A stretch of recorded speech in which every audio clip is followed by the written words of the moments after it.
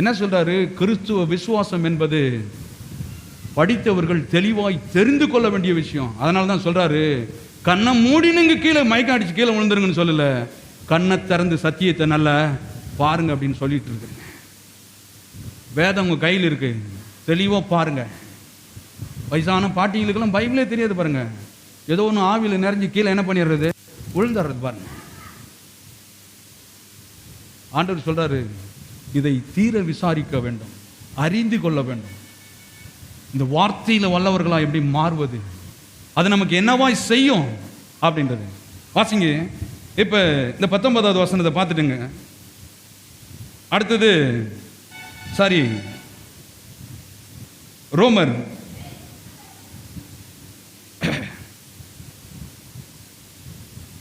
ரோமர்ல சொல்லுது 4:19. அங்க பாருங்க, அவன் என்னாத இருந்தான் போடுது. ஆதி ஆகமத்தில் சொல்லுது என்ன பண்ணா, எண்ணினான். எல்லாம் சொல்லுங்க, எண்ணினான்.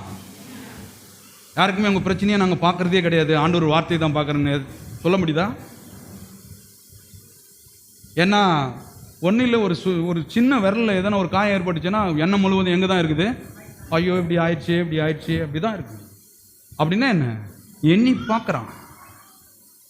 வயசாயிடுச்சு, சரீரம் இப்படி ஆயிடுச்சு, மனைவிக்கு இப்படி ஆயிடுச்சு, எண்ணி பார்க்குறான். ஆனாலும் அவன் விசுவாசத்தில் பலவீனமாய் இருக்குது, ஆனாலும் வார்த்தையின் மேல நம்பிக்கை வைக்கிறேன். எல்லாம் சொல்லுங்க,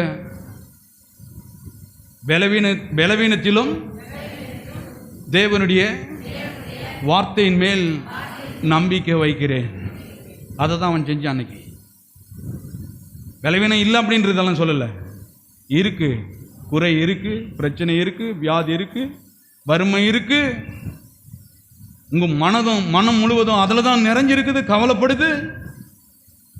ஆனாலும் வாக்குத்தத்தம் கொடுத்தவரை அவன் எண்ணி பார்க்கறான், அதை பெருசா பார்க்கறான்.